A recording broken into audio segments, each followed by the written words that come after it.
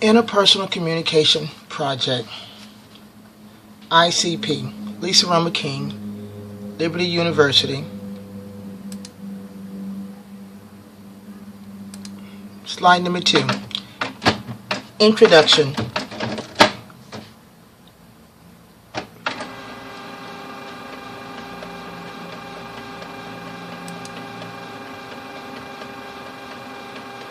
There are 3 important factors for me to consider in accepting my current way of communicating with others and about myself from the professional survey. I will make listening to others effectively the number 1 overarching goal. Often asking myself, are my intentions complex, or am I contributing to the problem or problems? Slide number 3. The 6 features of listening and communicating effectively are meaning, choices, culture, identities, conversation, nexting. And from the famous quote Chris Rock says, "Can you understand the words coming out of my mouth?" Slide number 4. My background and behavior blend in order for effective communication to take place are: I must know what is expected of me in communicating in public and in private with others. Being an S personality type, I need to be more sensitive and submissive without the feelings of inadequate and unworthiness, according to the professional survey report created by Dr. Carbonell. Note, I disagree, as I'm very sensitive to others' needs and my own needs go unmet most of the time. My passion is to help others return to work and stamp out hunger in my community for families and children by providing jobs and food for them in the time of emergency and on a short-term basis. Slide number 5 continues with the background and behavior blend. I need to work on my assertive skills and qualities in leading others, as most people do not consider me to be a leader, as I am portrayed as easygoing, quiet, and a kind leader. According to the S personality type, I am the perfect follower, doing what I'm told to do without causing trouble or becoming a challenge. I also think others will appreciate my kindness, sincerity, and caring attitude. I need to work on my feelings of intimidation from others. Also, knowing that my loyalty overrides my desire to please others is an important overarching goal. Slide number 6 continues with background and behavior blend that I can work on. I will continue to be patient and kind, however, being taken advantage of due to my easygoing nature must stop.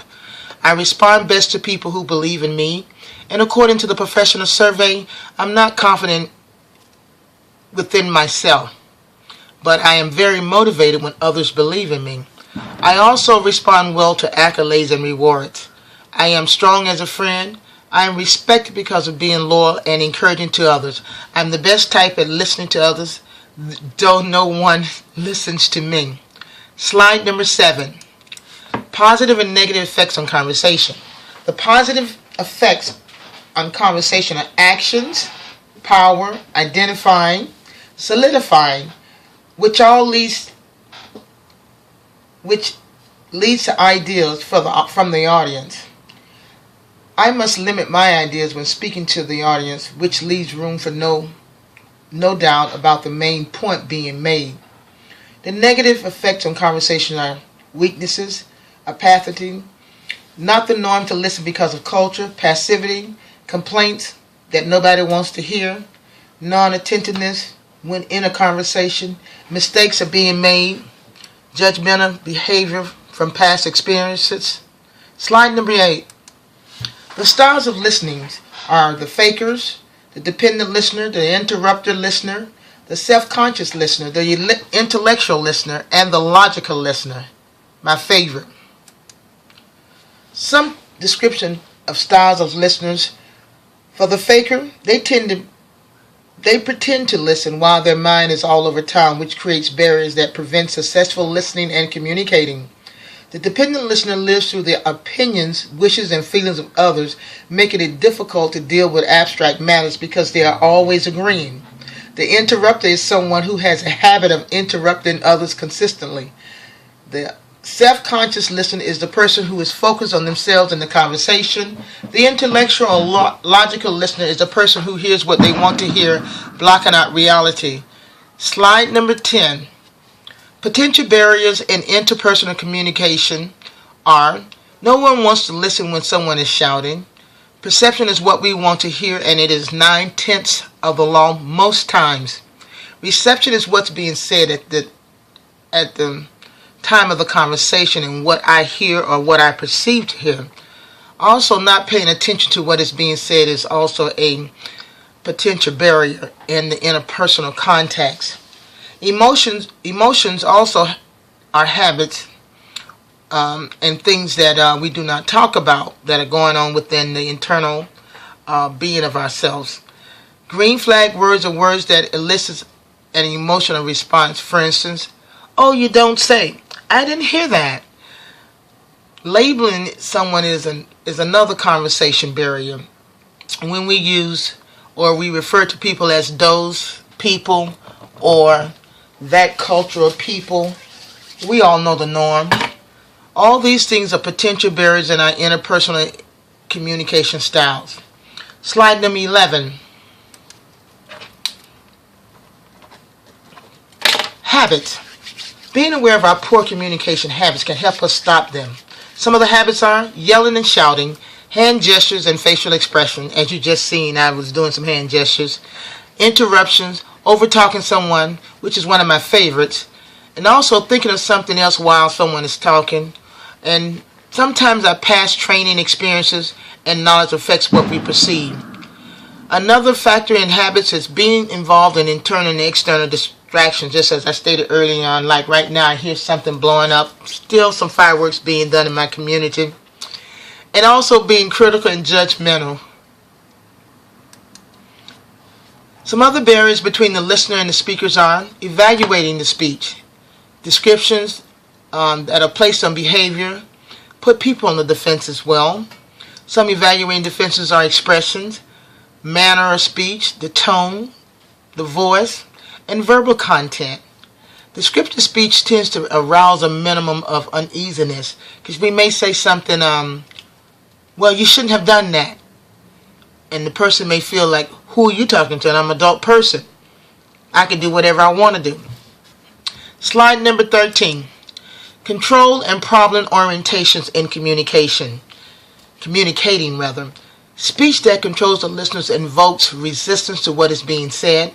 In most of our communications, someone is trying to do something to someone else or change an attitude to influence the behavior or restrict the field of activity.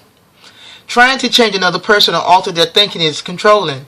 Some methods of controlling are legalistic, insistences on details, restrictive, regulations, and policies, conformity norms, and all of these are laws, just to name a few.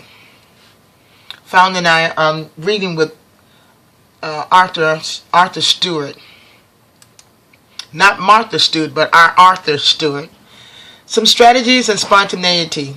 Strategy is when the sender seems to use the listener as a guinea pig, role player, or impressed actor, leaving the receiver as the victim. In large, part of strategy is so-called human relations. Training is gimmicks and tricks to fool or involve people to make them think they're making their own decisions. For instance, when we're lured into a car dealership. Monitoring feedback and evaluating the outcome seems to be godlessness and resented by the listeners when they know that the agenda is hidden. We get a lot of that from our politicians. They make promises that they can't keep, and then they have a hidden agenda. Slide number 15. Neutrality and empathy. Neutrality is a lack of concern shown from the listener.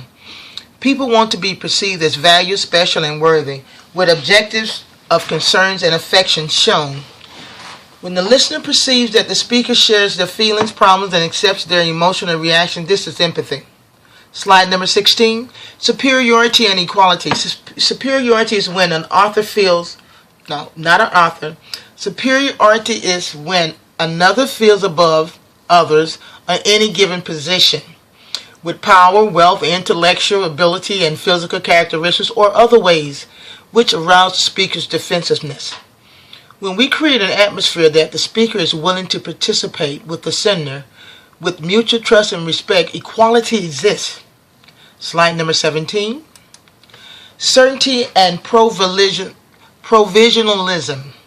Certainty is those who seem to know the answers to everything and present a problem. No, certainty is those who seem to know the answers to everything, which present a problem in the places others, which present a problem that places others on the defense. They require no additional information in the conversation. They regard themselves as teachers, creating a feeling of inferiority for the listener. Provisionalism is a willingness to experiment with one's own behavior, attitudes, and ideas with the listener. Also, to investigate the issues that's being stated rather than taking sides on them. Becoming a problem solver rather than a debater is a good quality of communication. Slide number 18 presents some conflict barriers. Conflict is defined as the interaction of independent people who perceive incompatible goals and interference from each other in achieving those goals, which is a barrier. Repeat. Conflict is defined as the interaction of interdependent people who perceive incompatibility goals let me get that right. Slide number 18, conflict barriers. Conflict is defined as the interaction of interdependent people who perceive incompatible goals and interference from each other in achieving those goals, which is a barrier. The greatest important feature of conflicts is interaction. The main thing regarding conflicts is perception, how we perceive what is being said or implied. Conflict is also interdependent on both parties that are participating in the conversation. Some barriers to be aware of in conflicts are physical, systematic meanings of words, experiences, internal, external, and nonverbal, all in communicating. My overall plan of action for achieving my goals are focusing on the speaker with less internal and external distraction, making consistent eye contact with the speaker or speakers, listening with less judgmental perception, being an active listener by repeating what is said, practicing good nonverbal communication skills, communicating what my expectations are for the speaker, along with welcoming opposing views without resentment, as well as admitting my shortcomings and praising others. I've often heard always sandwich a layer of criticism between two layers of praises, and I get that job done. Slide number 20 continues with my overachieving goals.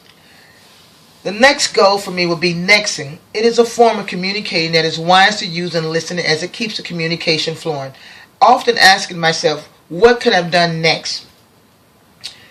Next is acknowledging that not talking to someone is punishment, as well as not listening to someone is also punishment, and establishing effective communication. For instance, two friends stopped talking some years ago, and it was over a short matter, and then one friend picked up the phone and called the other, and then they started right back, and the question was asked, do you miss me? Girl, you know I miss you. That's an example of acknowledging not talking to someone because of a minor offense. Last but not least, sending my calls directly to voicemail because of fear of confrontational conversation, as well as it being the inappropriate time to have that conversation. In conducting business some 20 years in Mary Kay Cosmetics, I was taught when you call someone, you always ask, do you have a few minutes? If not, that person could be busy doing something, and they need to be able to acknowledge that without being placed on the defense and saying, well, I gotta go because now now time is being wasted, deadlines are there to be met, children need to be picked up, husband needs food, a number of things could be taking place, and you call right up and then just start blurting out what you want to say. That's my point in terms of my interpersonal communication project Slide number 21 and 22 consists of the bibliography with all the different authors listed in this project. Dr. Nick, it's been a pleasure. Thank you for your time, and again, God bless.